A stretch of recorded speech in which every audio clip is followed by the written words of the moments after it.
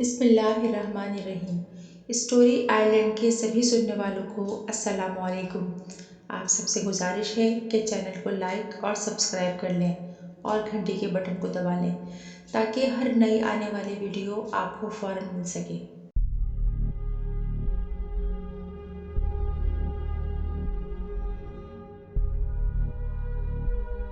ठंड इतनी ज़्यादा थी कि जिस्म के आर पार हो रही थी और वो तो एक पहाड़ी इलाका था, वहाँ तो हद से ज़्यादा सर्दी थी। मैं गाड़ी चलाते हुए इधर उधर खूबसूरत इलाके का जायज़ा भी ले रहा था। मैं उस पहाड़ी इलाके में पहली बार आया था, इसलिए अभी तक मैं कुदरती हुस्न से नाआशना था। शहर से मीलों दूर ये पहाड़ी खूबसूरत इलाका वाकई बहुत खूबसूरत था। खूबसूरत लंबे लंबे दरख्त, पहाड़ों की तह पर जमी सफ़ेद बर्फ उस इलाके की खूबसूरती में चार चांद लगा रहे थे। मैं अपने दोस्त की शादी पर जा रहा था। हालांकि मेरा ऐसा कोई इरादा नहीं था, मगर उसके हद से ज़्यादा इसरार पे मुझे मजबूरन ये फैसला करना पड़ा। सड़क भी सुनसान थी, हर तरफ खामोशी ने कब्जा जमा रखा था। परिंदों की चहचहाहट इस खामोशी को तोड़ने की नाकाम कोशिश कर रही थी। अचानक बीच सड़क पे मेरी गाड़ी बंद हो गई तो मजबूरन मुझे गाड़ी से नीचे उतरना ही पड़ा। मैं कोई प्रोफेशनल मैकेनिक नहीं था, लेकिन गाड़ी की छोटी मोटी प्रॉब्लम्स बड़े लंबे वक्फे के बाद बहरहाल मैं ठीक ही कर लेता था। मगर उस दिन अजीब बात ये हुई, गाड़ी की बज़ाहिर हर शय ठीक थी, कहीं कोई भी खराबी मुझे नज़र न आई। फिर गाड़ी बंद होने की वजह मेरी समझ से तो बालातर थी। काफ़ी देर जद्दोजहद करने के बाद मैं इस नतीजे पर पहुंचा कि गाड़ी में कोई बड़ी ख़राबी हो गई होगी, जो मैं तो अगले 100 ज़िंदगियों तक भी ठीक ना कर सकता था। अजनबी इलाका था, अजनबी रास्ते थे, मैं तो यहाँ किसी भी शय से वाकिफ़ ना था। अगर कहीं कोई मोटर वर्कशॉप था भी तो वो मेरे इल्म में तो ना था। ऐसे में मेरे पास सिर्फ एक ही ऑप्शन था, मैं अपने दोस्त को कॉल करके उसे इस सारे मसले से आगाह करूं। लेकिन सबसे बड़ी अजीब बात तो ये थी कि मुझे खुद नहीं पता था कि इस वक्त मैं कहाँ किस जगह खड़ा हूँ। और अगर दोस्त ने पूछ लिया कि मैं कहाँ हूँ, किस तरफ हूँ, तो मैं उसे कम से कम ये तो नहीं कह सकता था कि मैं बीच सड़क पे लंबे लंबे दरख्तों के पास खड़ा हूँ, क्योंकि ये गैर मामूली निशानी ना थी। हर तरफ एक जैसे दरख्त, एक जैसे पहाड़ थे। अभी मैं इसी कश्मकश में ही था कि मैंने अपने पीछे कदमों की चाप सुनी। मैंने गर्दन घुमाकर पीछे देखा तो दो नौजवान लड़के मेरी ही तरफ आ रहे थे। मुझे हैरत हुई, क्योंकि अभी थोड़ी देर पहले यहाँ इंसान तो क्या किसी जानवर तक का कोई वजूद न था, और ऐसे में ये दोनों, उन दोनों ने आकर मुझे सलाम किया।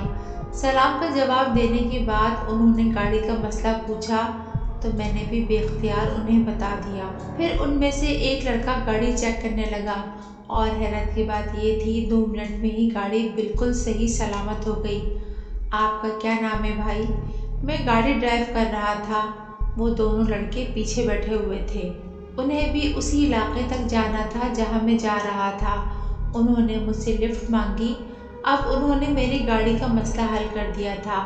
ऐसे में उनको इनकार करना इंसानियत के खिलाफ था, इसलिए मैंने उन दोनों को लिफ्ट दे दी। कशफ अली, मैंने जवाब दिया। मेरा नाम अहमद है और इसका नाम आसिफ। उस लड़के ने खुद ही अपना तारुफ कराया। आप इस गांव में पहली बार आ रहे हैं? अहमद ने एक और सवाल किया। हाँ, मैंने इस बार भी एक लफ्ज़ का जवाब दिया।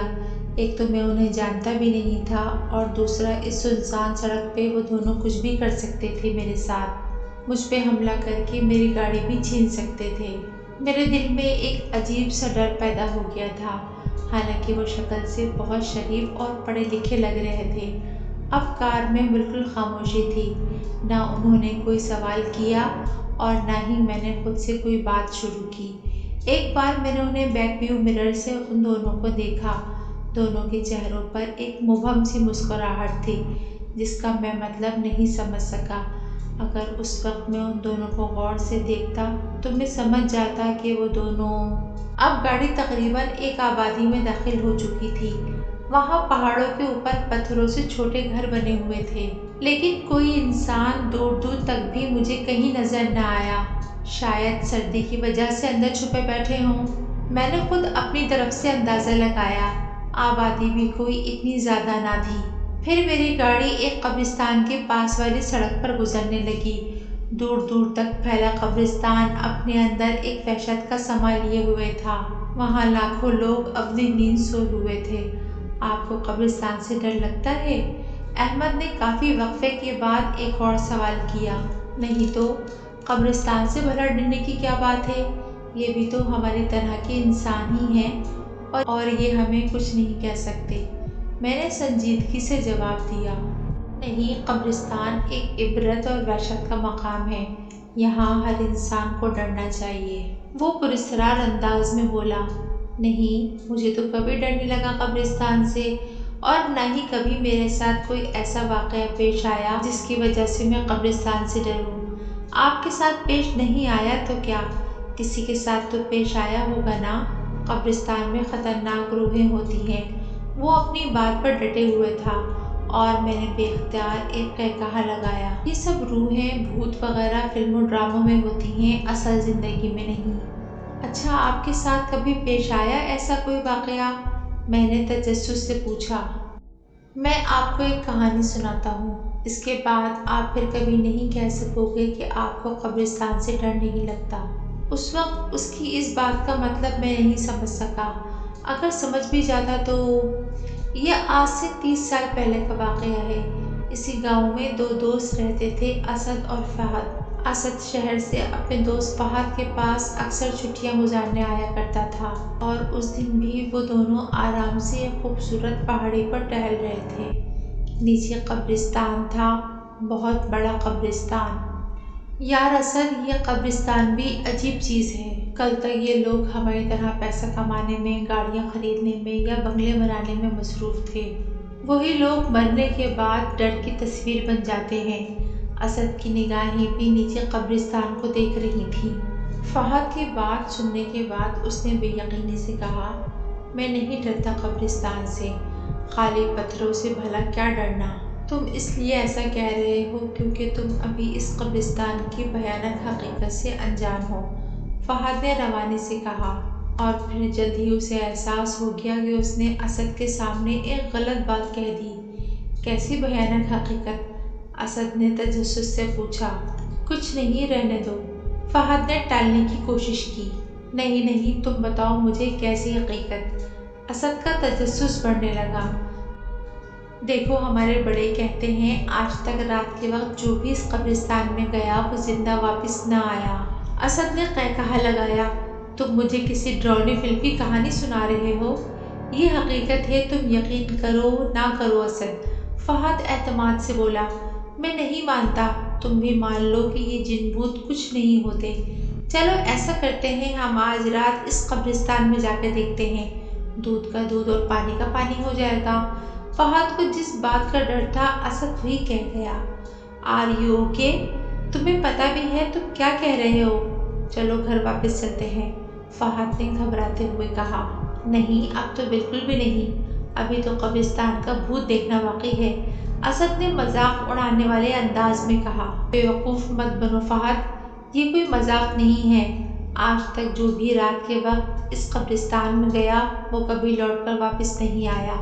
چلو، تمہیں جانا ہے تو جاؤ، میں تو دیکھ کر ہی جاؤں گا، دیکھتا ہوں مجھے کیا ہوتا ہے، اسد حتمی انداز میں بولا۔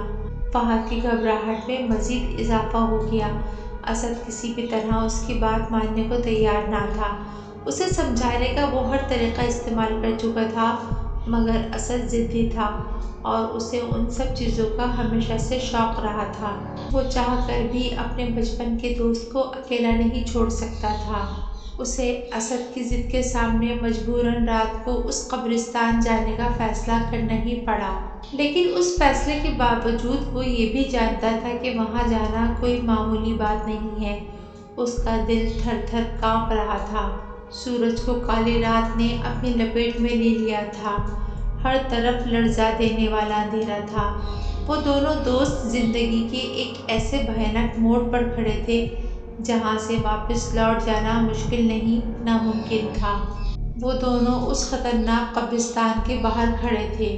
اس قبرستان میں لوگ رات تو کیا، دن کی روشنی میں بھی آنے سے گھبراتے تھے۔ جانے کون سا راز دفن تھا اس قبرستان میں؟ अचानक तेज हवा चली और जैसे हवा में एक ही आवाज़ आ रही हो, लौट जाओ, लौट जाओ। फहद ने उसे समझाने की एक आखिरी कोशिश की, मगर असद का फैसला अभी भी वही था, आर या पार, हार या जीत, जिंदगी या मौत। उन दोनों ने अपना पहला कदम उस कब्रिस्तान के अंदर रखा। ना कोई बिजली चमकी, ना कोई तूफान आया, कुछ भी तो ना हुआ। डर की एक शदीद लहर दोनों को छूकर निकल गई। सारा कब्रिस्तान सुनसान था। दूर दूर तक इंसान तो क्या, किसी परिंदे की भी आवाज़ ना थी। दोनों की निगाहें इधर उधर मतलाशी फिर रही थी। शायद उन्हें किसी की तलाश थी, किसी जिन भूत की जो इंसान को खा जाता हो। रात के 1 बज रहे थे। उन्हें वहाँ ठहरे हुए 2 घंटे हो गए थे, लेकिन उन्हें कुछ भी न मिला। कोई इंसान, कोई जिन भूत, कोई भी नहीं। देखा, मैंने कहा था ना, यहाँ कुछ नहीं है। गांव वाले तो बस ऐसे ही बकवास करते हैं। अचानक एक काली बिल्ली भागते हुए उनके पास से गुजरी और हवाएं तेज तेज चलने लगीं। आसमान पर बिजली चमकी, जैसे किसी बहुत बड़े तूफान का पता दे रही हो, जैसे यहाँ सब कुछ तबाह होने वाला हो। फिर असद की नज़र अचानक सामने वाली कब्र पर पड़ी। कब्र से एक सफ़ेद दाढ़ी वाला इंसान, जिसने सफ़ेद रंग के कपड़े पहने हुए थे, निकल रहा था। या अल्लाह, ये क्या है? ये कोई ख्वाब नहीं, एक हकीकत थी। वो सब सच था। फहद के दिल में शदीद ख्वाहिश पैदा हुई, काश वो कोई ख्वाब देख रहा हो, काश ये सब झूठ हो। लेकिन ऐसा कुछ ना था। वो सफ़ेद कपड़ों वाला बूढ़ा आदमी सामने ही खड़ा था, लेकिन अचानक गायब हो गया। न जाने कहाँ चला गया। कौन था वो और क्या चाहता था? कहीं ये तो सारे इंसान नहीं खाता? वो दोनों डर के मारे कांपने लगे, पसीना पसीना हो गए थे। वो क्या देख रहे थे? कैसी दुनिया में पहुंच गए थे? असद और फहद भागते हुए उस कब्रिस्तान से बाहर जाना चाहते थे, लेकिन वो ऐसा ना कर सके, क्योंकि उस कब्रिस्तान का कोई दरवाज़ा ही ना था। जिस तरफ जाओ कब्रें ही कब्रें थी। वो दोनों थक कर रुक गए। फिर उन्हें किसी के चलने की आवाज़ आई। वो आवाज़ करीब होती गई। दोनों ने जब पीछे देखा तो जैसे धमाका हुआ हो। ऐसा मंजर उन्होंने पहले कभी नहीं देखा। ना आसमान गिरा, न ज़मीन फटी, लेकिन बहुत कुछ हो गया। सामने एक कब्र फटी हुई थी। उसमें एक मुर्दा लेटा हुआ था और उसके पास एक सफ़ेद बड़ी दांतों वाली औरत उस मुर्दे का खून पी रही थी। फहद को लगा अचानक उसकी धड़कन रुक जाएगी। उसने बेसाख्ता असद का हाथ पकड़ लिया। वो खुद डरा हुआ था। वो दोनों जल्दी जल्दी वहाँ से भाग गए और जाकर एक और कब्र पर बैठ गए। उन्हें बैठे हुए न जाने कितनी देर हो गई। रात के 2 बज रहे थे। उन्हें पास से ही किसी के रोने की आवाज़ें आईं। दोनों ने गर्दन घुमाकर देखा तो सामने एक और बूढ़ी औरत एक कब्र पर माथा टेके रो रही थी। वो कौन थी, क्यों रो रही थी, इन सब बातों में अब फहद और असद को कोई दिलचस्पी न थी। अचानक रोने की आवाज़ें बढ़ने लगीं। तुम मुझे क्यों छोड़कर चले गए? कौन है मेरा तेरे बाद? अब मैं इस कब्रिस्तान से बाहर कैसे निकलूंगी? बूढ़ी औरत रोते ये बातें भी कर रही थी। उसकी बातें सुनकर असद को उससे हमदर्दी होने लगी। शायद वो भी उन दोनों की तरह कोई मुसाफिर हो। शायद वो भी यहाँ आकर फंस गई हो। कौन है आप और क्यों रो रही हैं? असद ने उसके करीब आकर प्यार से पूछा। उस बूढ़ी ने अपनी कोई दर्द भरी कहानी सुनाई और दोनों की हमदर्दी पाकर वो उन्हें यहाँ से बाहर निकलने का रास्ता बताने लगी। वो बूढ़ी औरत चलने लगी और वो दोनों उसके पीछे चलने लगे। अचानक एक फटी हुई कब्र के पास वो औरत रुक गई और उस औरत ने बताया, यहाँ से बाहर जाने का रास्ता इसी कब्र के अंदर है। औरत कब्र में दाखिल हो गई। वो दोनों भी उसके पीछे कब्र में आ गए। अचानक फहद की नज़र उसके पाँव पर पड़ी। उसके तो जैसे जिस्म का खून सूख गया।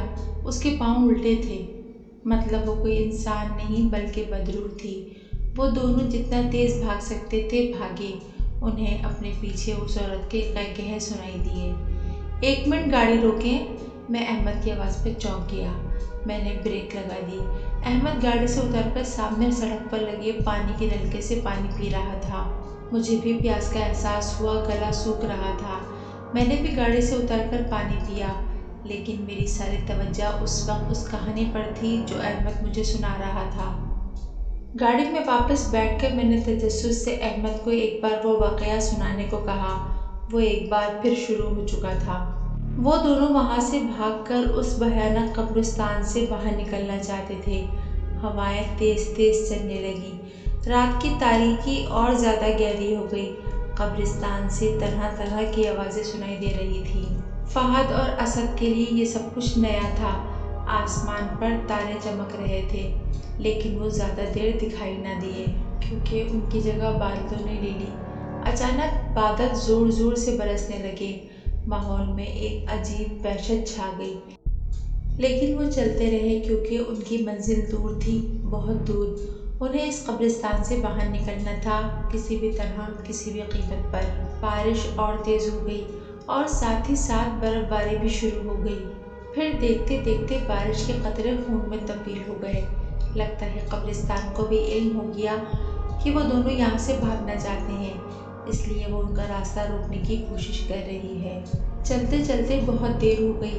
وہ دونوں بہت آگے آ گئے، لیکن یہ قبرستان تو نہ ختم ہونے والا سلسلہ تھا۔ اچانک ایک قبر پھٹی، اس میں سے ایک سفید جسم نمودار ہوا۔ وہ دونوں ڈرتے ہوئے چلتے رہے اور ساتھ ہی ساتھ درود پاک بھی پڑھتے رہے۔ پھر کچھ آگے جا کر انہیں احساس ہوا کہ ان کے سر پر لاکھوں کالے کبے منڈلا رہے ہیں۔ ان کو اپنا آخری وقت دکھائی دے رہا تھا۔ اب معاملہ حد سے زیادہ سنگین ہو گیا تھا۔ ایسا لگتا تھا یہ سماں بہت بڑا طوفان لے کر آئے گا۔ بھاگ جانا چاہتے ہو تم دونوں؟ موت سے بھی کبھی کوئی بھاگ سکا ہے؟ اور تم لوگوں کو کیا لگتا ہے اس قبرستان سے بھاگنا اتنا آسان ہے؟ یہاں آتا انسان اپنی مرضی سے ہے، لیکن جائے گا ہماری مرضی سے۔ یہ آواز نہ جانے کہاں سے آ رہی تھی، لیکن ان کے دل کی دھڑکن تیز کرنے کے لیے کافی تھی۔ 21ویں صدی کے انسانوں، تم لوگ کیا سمجھتے ہو کہ جن بھوت کچھ نہیں ہوتے؟ اگر تم لوگ یہ سمجھتے ہو تو تم سب سے بڑے بے وقوف ہو۔ ہا ہا ہا ہا۔ پھر آوازیں آنا بند ہو گئیں۔ بارش بھی تھم چکی تھی۔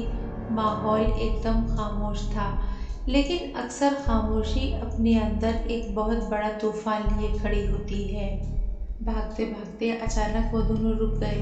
ہر طرف سفید کفن میں ملبوس بدروحیں کھڑی تھیں۔ وہ روحیں بہت بھیانک تھیں۔ ان کے لمبے لمبے دانت منہ سے باہر نکلے ہوئے تھے۔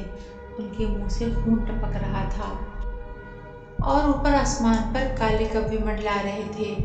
اچانک ایک بڑے قد والی روح آگے بڑھی ان دونوں کو مارنے کے لیے۔ وہ دونوں پیچھے کی طرف بھاگنا چاہتے تھے، مگر پیچھے بھی وہی بدروحیں تھیں۔ ان لوگوں کے لیے نکلنے کا ہر راستہ بند ہو چکا تھا۔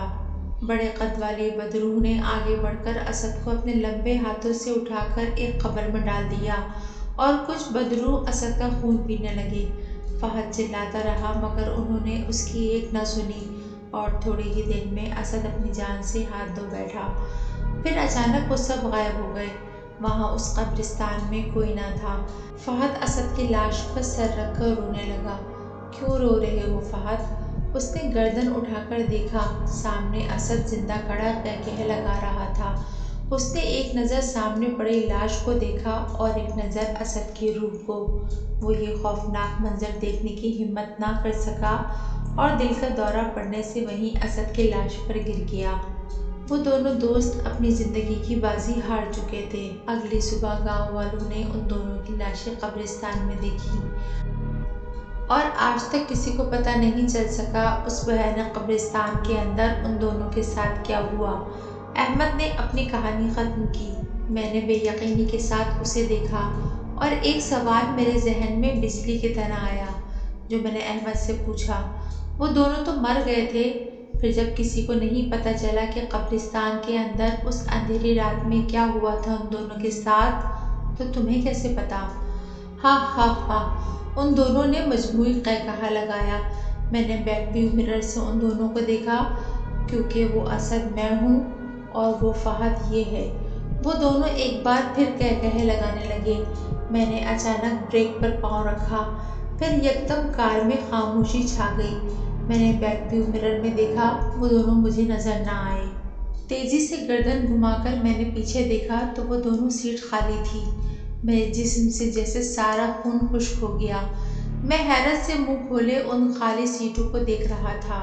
ریڑھ کی ہڈی میں ایک ہلکی سی لہر دوڑ گئی۔ میں نے ماتھے کا پسینہ پوچھتے ہوئے بے اختیار سی کیفیت میں ایک بار پھر گاڑی واپس اسی راستے پہ موڑ دی جس سے میں ابھی سفر کر کے آیا تھا۔ لیکن مجھ پہ حیرتوں کے طوفان اس وقت ٹوٹے جب میں نے اس جگہ کو دیکھا جہاں پانی کا نلکا لگا تھا، جہاں ہم نے پانی پیا تھا۔ وہ وہاں کوئی نلکا نہیں تھا بلکہ ایک لمبا پیپل کا درخت تھا۔ مجھے اپنا سر گھومتا ہوا محسوس ہوا۔ پھر جب میں اس قبرستان تک پہنچا جہاں دور دور تک قبریں تھیں، وہاں کوئی قبرستان نہ تھا، وہاں لوگ کھیتوں میں کام کر رہے تھے۔ ایک گہرا سانس لے کر میں نے ایک بار پھر سے اپنا سفر شروع کیا، اور یہ میری زندگی کا سب سے خوفناک سفر تھا۔